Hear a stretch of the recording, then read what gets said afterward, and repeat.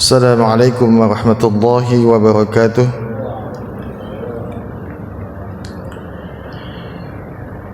Alhamdulillahi nahmaduhu wa nasta'inuhu wa nastaghfiruh wa na'udzu billahi min sururi anfusina wa sayyiati a'malina. May yahdihillahu fala mudilla lahu wa may yudlilhu fala hadiya lahu. Asyhadu an la ilaha illallah wahdahu la syarika lahu Asyhadu anna Muhammadan abduhu wa rasuluh.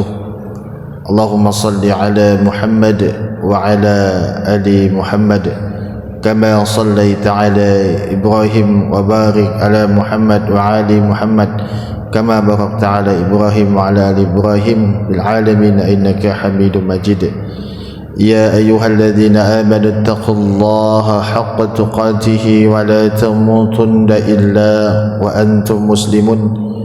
يا أيها الذين آمنوا اتقوا الله وقولوا قولا سديدا يصلح لكم أعمالكم ويغفر لكم جنوبكم ومن يطع الله ورسوله فقد فاز فوزا عظيما. Jamaah salat subuh rahimakumullah. Alhamdulillah kita panjatkan kepada Allah segala puji milik Allah Subhanahu wa taala, memberikan kita nikmat yang tiada tara, nikmat yang didamba-dambakan bagi seorang manusia, nikmat iman, nikmat Islam yang Allah berikan kepada kita pada kesempatan hari ini.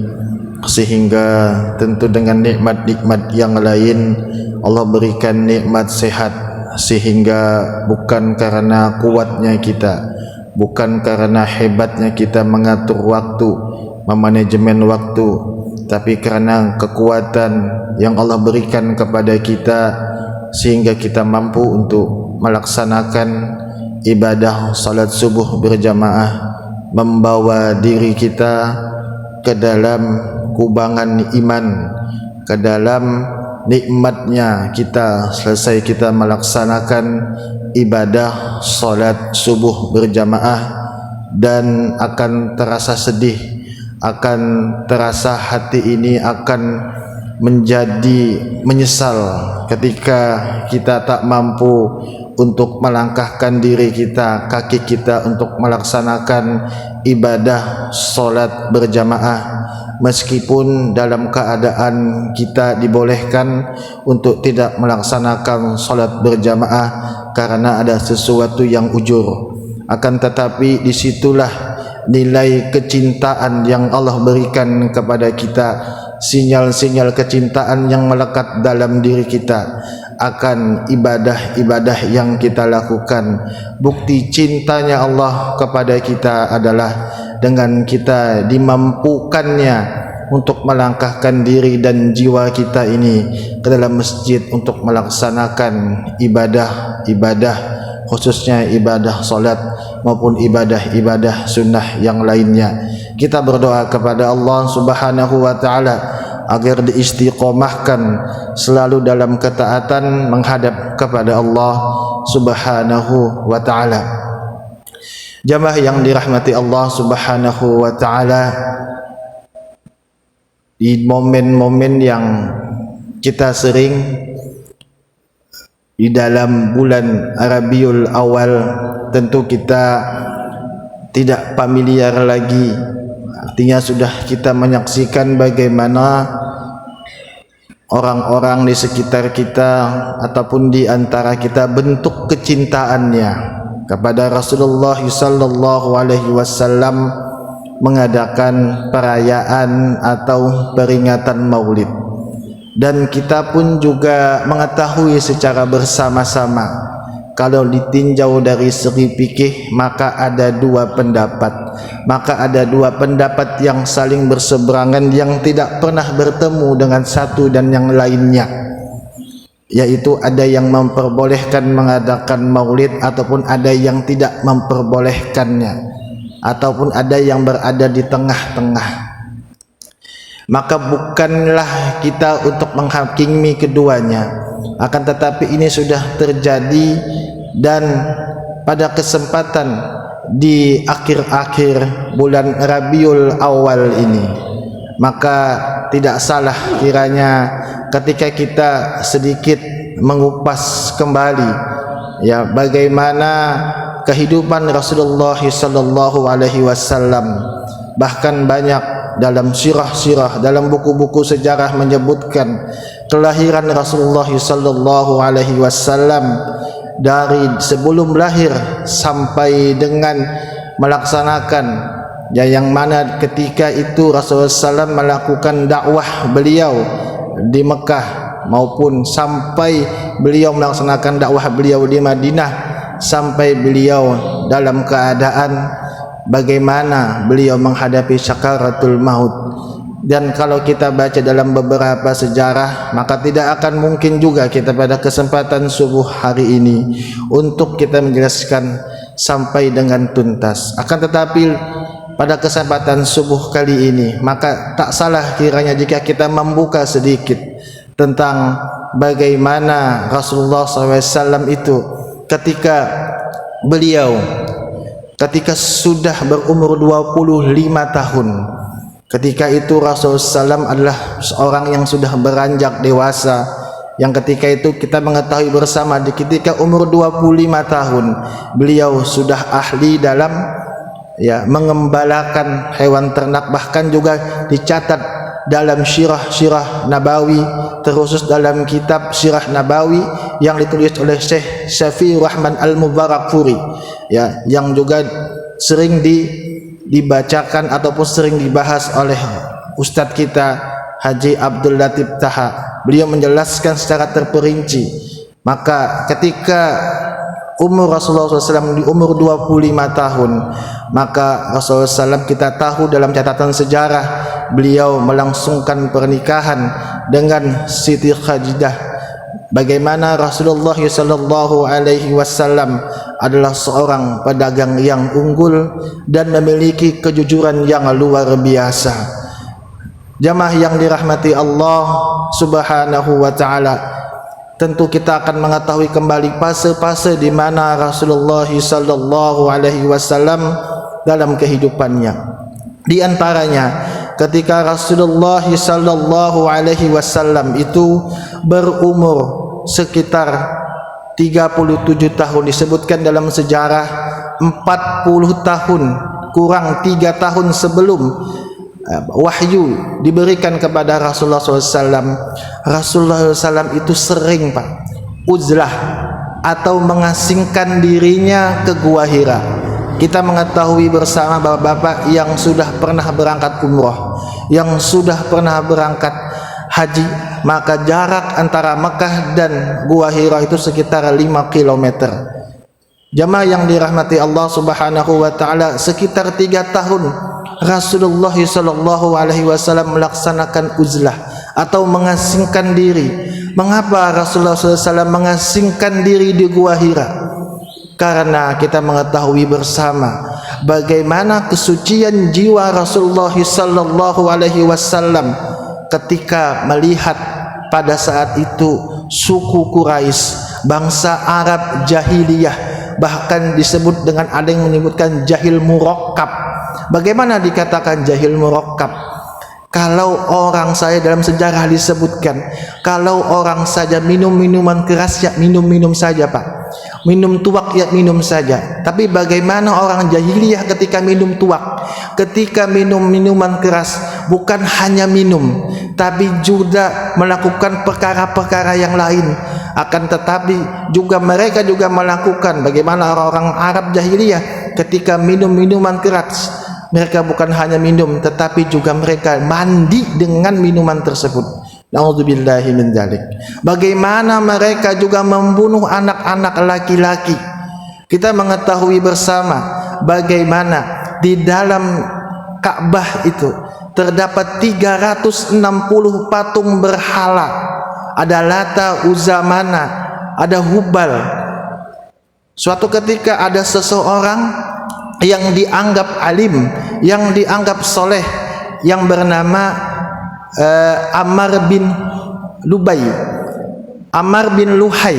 Ammar bin Luhai ini adalah orang yang pada saat itu dikultuskan di zaman jahiliyah, dikultuskan sebagai orang yang soleh, orang yang alim, akan tetapi mereka secara berlebih-lebihan mengkutuskan Amr bin Luhai. Satu ketika Amr bin Luhai ini Pak pergi ke negeri Syam. Negeri Syam ini sudah tercemar dengan kerusakan, kesirikan yang ada. Di negeri Syam banyak patung-patung berhala. Di negeri Syam itu ada patung yang bernama Hubal.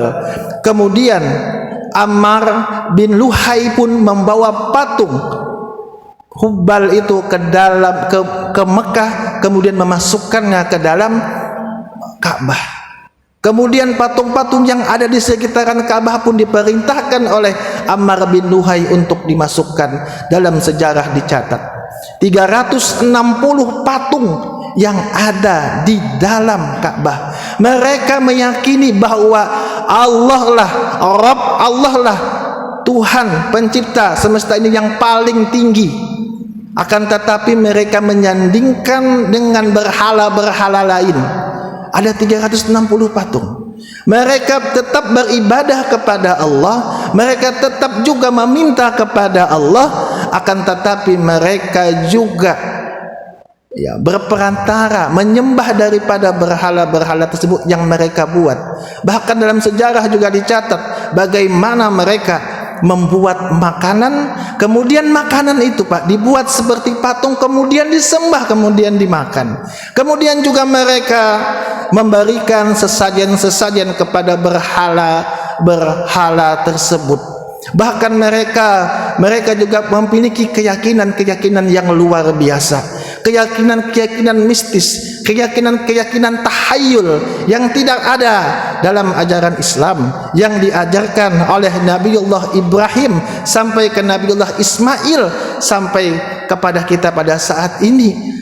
Ada satu keyakinan dari bangsa Arab jahiliyah pada saat itu Pak. Ketika mereka ingin berpergian ke suatu tempat melaksanakan safar misalkan, maka ada satu kebiasaan dari mereka Pak. Mereka melepaskan burung atau kijang.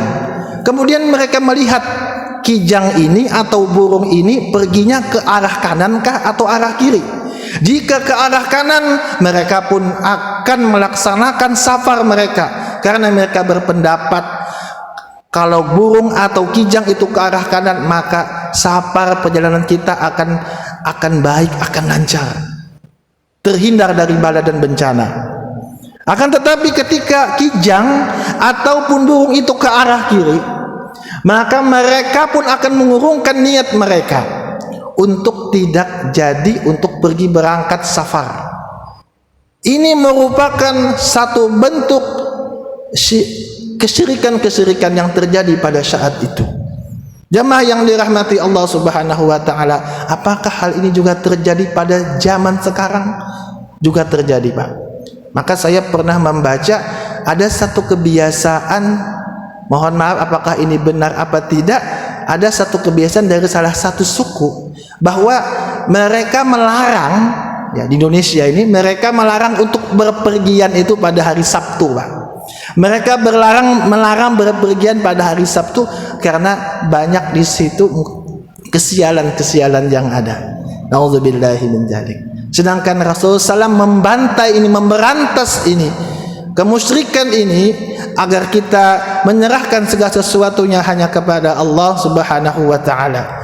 Banyak terjadi ya bagaimana mereka menyembahkan diri kepada berhala, meyakini akan adanya Allah. Bagaimana akan meyakini akan adanya Allah? Mereka meyakini bahwa yang tertinggi itu adalah Allah Subhanahu wa taala. Terbukti akan nama daripada ayah Rasulullah SAW. Siapa nama ayah daripada Rasulullah SAW? Yang bernama Abdullah.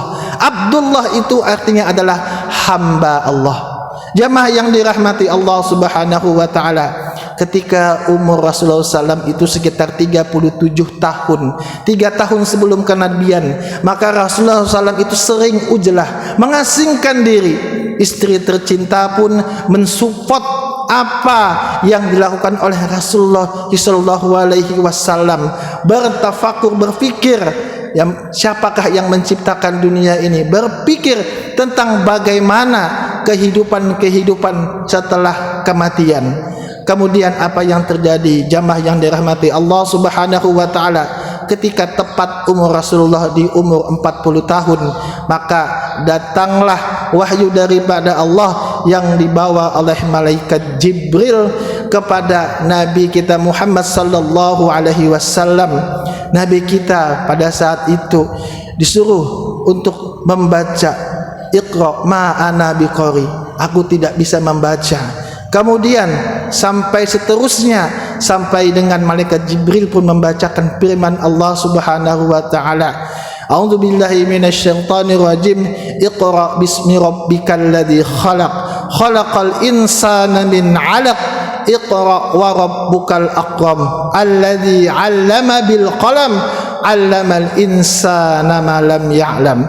Iqra bismi rabbikal ladzi khalaq, bacalah dengan menyebut nama Tuhanmu yang menciptakanmu. Khalaqal insana min 'alaq, dialah yang menciptakan manusia dari segumpal darah. Jamaah yang dirahmati Allah Subhanahu wa taala. Maka ketika Rasulullah sallallahu alaihi wasallam sudah mendapatkan wahyu daripada malaikat Jibril, kemudian menyampaikannya secara sembunyi-sembunyi, maka ada fase di mana Rasulullah sallallahu alaihi wasallam menyampaikan wahyu itu secara terang-terangan, sebagaimana dalam sebuah ayat disebutkan surah Asy-Syu'ara, surah yang ke-26, ayat yang ke-214, wa anzir ashiratakal aqrabin, dan berilah peringatan kepada kerabat-kerabatmu, kepada keluarga-keluargamu, kepada saudara-saudaramu yang terdekat. Ada perintah dari Allah Subhanahu wa taala untuk menyampaikan peringatan kepada mereka tentang kesyirikan-kesyirikan yang terjadi pada saat itu. Jamaah yang dirahmati Allah Subhanahu wa taala, maka dalam sebuah riwayat yang mengisahkan tentang sejarah bagaimana Rasulullah SAW menyampaikan peringatan kepada orang-orang Quraisy pada saat itu adalah dari Ibnu Abbas radhiyallahu an. Ketika itu beliau menerima perintah untuk menyampaikan agar mereka itu beriman, hanya bertauhid kepada Allah Subhanahu wa taala. Beliau Rasulullah SAW mengajak pada saat itu penduduk Mekah untuk berada pada Bukit Safa. Maka beliau pun berteriak memanggil, wahai Bani Fir, wahai Bani Adi, salah satu bagian suku atau bani daripada Quraisy pada saat itu. Kemudian juga beliau memanggil kerabat-kerabat beliau yang terdekat dari kaum Quraisy. Dan paman Rasulullah yaitu Abu Lahab pun datang beserta dengan pemuka-pemuka Quraisy lainnya.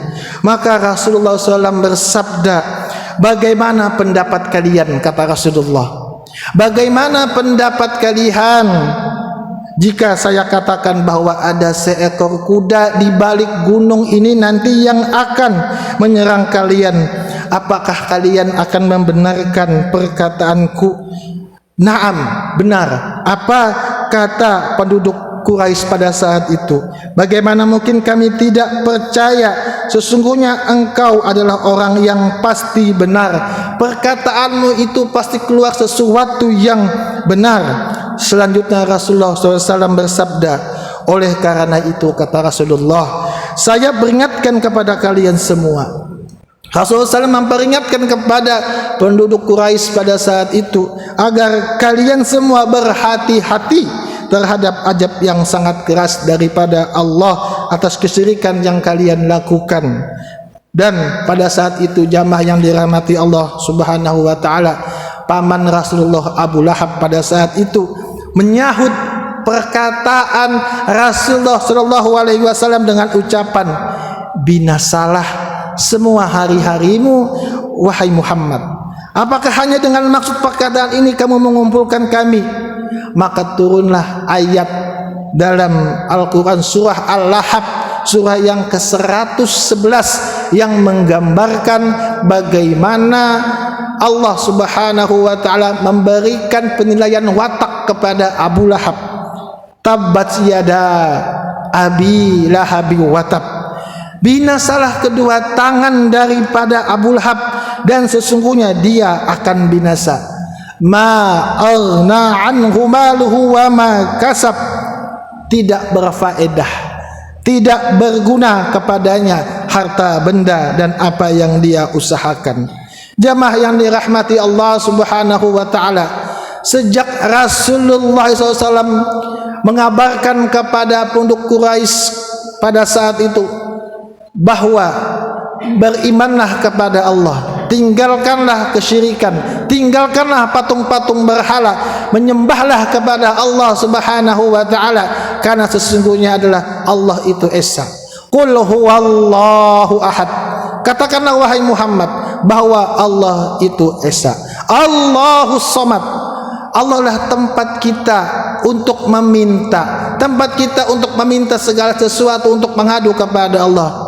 Allahus samad, lam yalid wa lam yulad, dia itu tidak beranak, ya, dan juga dia tidak diberanakkan, dia tidak memiliki keluarga, dia itu tidak dilahirkan, dia itu satu esa tunggal, tidak ada yang menciptakannya. Lam yalid wa lam yulad wa lam yakul lahu kufuwan ahad, dan tidak ada sesuatu yang setara dengan dia. Jemaah yang dirahmati Allah Subhanahu wa taala, ketika Rasulullah sudah mendakwahkan dakwah tauhid, engkau jangan syirik, engkau tidak boleh melakukan perkara-perkara tahayul, engkau tidak boleh melakukan perkara-perkara yang tidak ada tuntunannya daripada apa yang diajarkan oleh nabi-nabi terdahulu. Maka muncullah kedengkian-kedengkian oleh orang-orang Quraisy musyrik pada saat itu yang memusuhi Rasulullah, terkhusus yang dipelopori oleh pamannya sendiri, Abu Lahab. Bagaimana Abu Lahab ini melakukan penghinaan, pencacian, memaki Rasulullah SAW, mendustakan agama Islam, apa yang dibawa oleh Rasulullah SAW. Kemudian juga beliau mengatakan, yang luar biasanya beliau mengatakan bahwa Rasulullah itu adalah orang yang gila. Paman beliau Abu Lahab mengatakan bahwa beliau itu adalah orang yang gila, sebagaimana diabadikan dalam Al-Quran. Allah Subhanahu wa ta'ala berfirman, wa qalu ya ayyuhalladzi nuzzila alaihi alladzi wa qalu ya ayyuhalladzi nuzzila alaihi dzikru innaka lamajnun. Mereka berkata, wahai orang yang diturunkan Al-Quran kepadanya, sesungguhnya kamu benar-benar orang-orang yang gila. Quran surah Al-Hijr surah ke-15 ayat yang ke-6.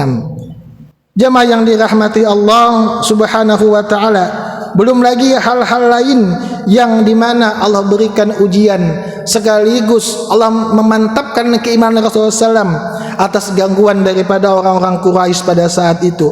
Orang-orang yang Quraisy pada saat itu bukan hanya melalui cacian, bukan hanya melalui makian terhadap dakwah tauhid yang Rasulullah SAW itu ajarkan sampai saat ini kita rasakan.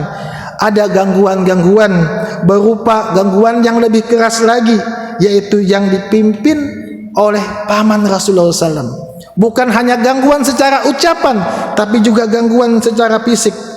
Dalam satu riwayat disebutkan, ketika Rasulullah SAW itu menyampaikan untuk hanya menyembah kepada Allah, meninggalkan kesyirikan. Dalam satu riwayat disebutkan bagaimana pada saat Rasulullah di Bukit Syafa pada saat itu, maka paman beliau Abu Lahab mengambil sebongkah batu, kemudian dipukulkan kepada Rasulullah SAW yang menyebarkan bahwa hanya beribadah kepada Allah Subhanahu wa ta'ala.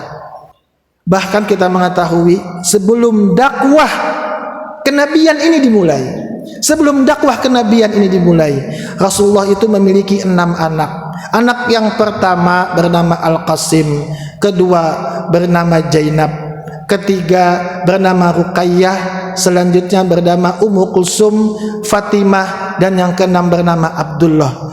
Ketika anaknya daripada paman Rasulullah, dalam sejarah disebutkan yang bernama Utbah dan Utaibah, anak daripada paman Rasulullah, Abu Lahab, dikawinkan dengan anak Rasulullah SAW yang bernama Ruqayyah dan Ummu Kulsum pada saat itu.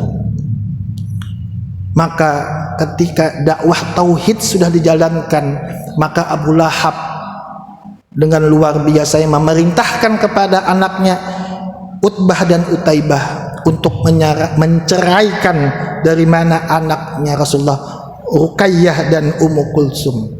Bagaimana bapak-bapak, kita yang mungkin memiliki anak, kita akan marah, kita akan luar biasa marah ketika tiba-tiba ya anak kita mungkin diceraikan, nauzubillah, oleh istrinya ataupun oleh suaminya. Maka ini merupakan sakit hati yang luar biasa. Maka karena keimanan yang Allah berikan kepada Rasulullah SAW, Allah berikan keimanan sehingga tetaplah jalan tauhid ini disebarkan oleh Rasulullah SAW. Abu Lahab dalam rangka untuk menceraikan anaknya adalah untuk mengucilkan Rasulullah SAW, untuk mengucilkan bahwa Rasulullah SAW ini adalah orang yang terkucil. Jamaah yang dirahmati Allah Subhanahu wa taala, bukan hanya itu. Anak Rasulullah yang bernama Abdullah mengalami kematian. Luar biasa bagaimana senangnya Abu Lahab ketika kematian anak daripada Rasulullah, Abdullah berkeliling Pak, dengan senangnya bergembira atas kematian daripada anak Rasulullah yang bernama Abdullah. Dalam sejarah disebutkan dia menyebut-nyebut Muhammad telah terputus. Kita mengetahui putra Rasulullah itu Al-Qasim termasuk, itu meninggal semua Pak. Putra Rasulullah itu meninggal semua, termasuk Abdullah. Sehingga Abu Lahab dengan senangnya, dengan gembiranya, bergembira menyambut kematian daripada putra Rasulullah, Abdullah. Dia mengatakan Muhammad telah terputus, Muhammad telah terputus. Maksudnya adalah keturunannya daripada Nabiullah Muhammad sallallahu alaihi wasallam. Bukan hanya itu, jamaah dirahmati Allah Subhanahu wa taala, Abu Lahab pun berjalan mengiringi Rasulullah SAW sambil mencaci maki, kemudian mendustakan setiap apa yang Rasulullah sampaikan, dakwah Rasulullah SAW sampaikan, baik itu pada musim haji atau ketika Rasulullah SAW itu berdakwah di pasar-pasar. Abu Lahab pun mendustakan Rasulullah, melempari Rasulullah SAW itu sampai tumit Rasulullah SAW itu berdarah. Jamaah yang dirahmati Allah Subhanahu wa taala, istri daripada Abu Lahab, siapa dia? Ummu Jamil pun sama kelakuannya. Bagaimana Ummu Jamil memasang kayu-kayu berduri, Pak.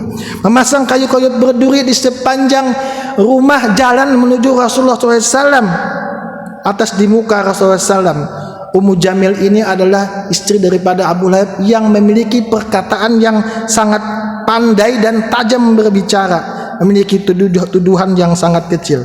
Jamaah yang dirahmati Allah Subhanahu wa taala, satu ketika Rasulullah SAW itu duduk Pak dengan sahabat Abu Bakar, sedang duduk di dalam masjid di bawah naungan Ka'bah. Ketika Ummu Jamil di depan kedua manusia yang mulia ini, maka Allah mengambil penglihatannya Pak. Ummu Jamil ingin menyerang Rasulullah SAW, tapi Allah melindungi Rasulullah SAW. Ummu Jamil berkata kepada Abu Bakar pada saat itu, wahai Abu Bakar, di manakah sahabatmu Nabi Muhammad itu? Saya mendengar bahwa sahabatmu itu telah menyindir dan mengejek. Demi Allah, apabila saya menemukannya, maka saya akan memukul mulutnya dengan batu yang saya bawa ini.